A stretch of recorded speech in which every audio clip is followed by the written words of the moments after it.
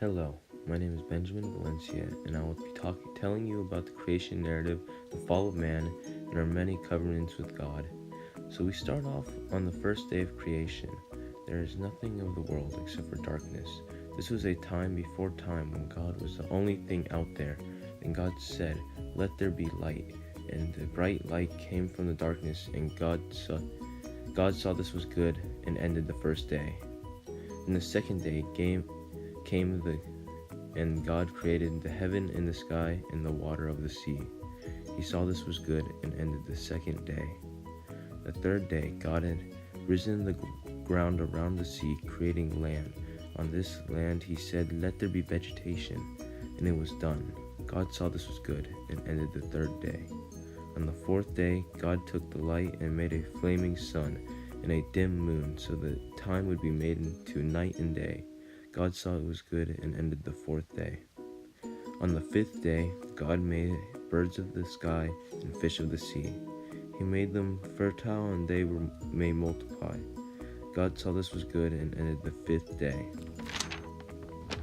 On the sixth day God made the animals of the land, and later he made humans in his own image that can think on their own. He made them to take care of the place that God had just created. God saw this was good, and ended the sixth day.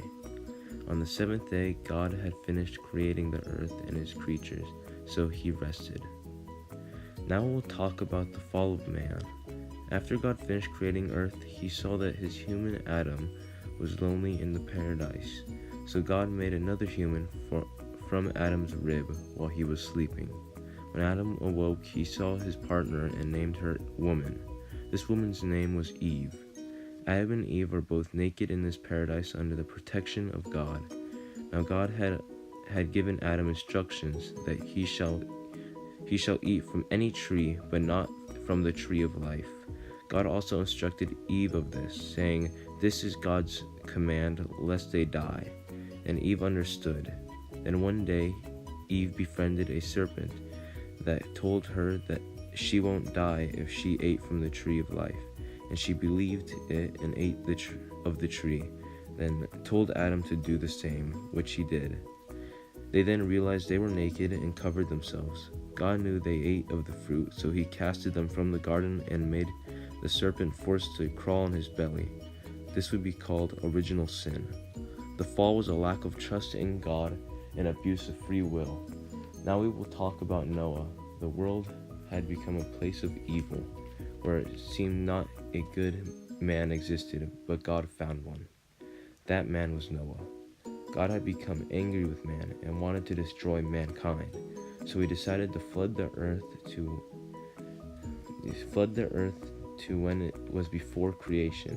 God went to Noah and told him he was gonna flood the earth.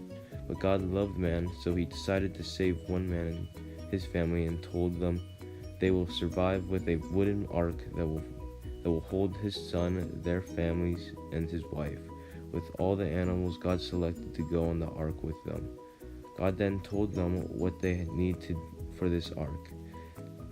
When it was finished, Noah, his family, and the animals were on the ark with the doors closed. When the rain started, it rained for 40 days and 40 nights, destroying mankind. When the rain stopped, it was a sign of a new start. Noah prayed that the flood would not end the world again, and to show this promise, God put a rainbow in the sky. Now we talk about Abraham. Abraham's wife could not have children, so she had her servant sleep with Abraham, and when she was pregnant, Abraham's wife Sarah became jealous and pushed the servant to leave. But God told her to go back, and she did. Her son is born, but God did not intend for the son of the servant to be the heir to Abraham. So God told Abraham that him and Sarah will have a son named Isaac. Abraham laughs because he is 100 and Sarah is 90. But God has him make a pact from the circumcision of all males. When Abraham has his son, God says to go on top of a hill and sacrifice Isaac. Abraham loves his son, but listens to God. Before Abraham could kill Isaac, an angel stopped Abraham and tells him, You are truly a man of God." Now we talk about Moses. Moses was chosen by God to free God's people of Egypt. So Moses brought 10 plagues to Egypt, and the last one was Passover. During Passover, God told Moses death will kill every firstborn of Egypt unless they were to put the blood of a pure lamb on their door, so that death would avoid them. They did this, and it worked, only giving death to the Egyptians. This made Egypt let them go, where they escaped. God then called Moses to the top of the hill where he had him make the 10 Commandments. When God's people saw that Moses was delayed, they made a false god. When Moses saw this, he was furious and smashed the 10 Commandments and had those who were loyal to God kill those who believed in the false god. Moses then went back to the mountain where he received the 10 Commandments again. Now we'll talk about King David. King David was at first a young shepherd who was called in to play music for the first king. He was then called to kill the greatest Palestinian warrior, which he did, and led God's people to victory.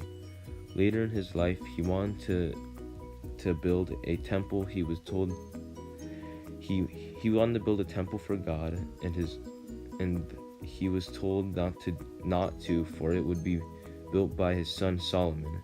David agreed, and then many years later passed the kingship to his son. Now we'll talk about Jesus. Jesus fulfilled the promise that a Messiah will come and free God's people from their bondage. Jesus is shown to us through the body and blood, which is what we consume at Mass. Jesus fulfilled his Father's promise that we will be saved through his suffering, where he was tortured and killed in order to save us from the bondage of original sin. That is my presentation.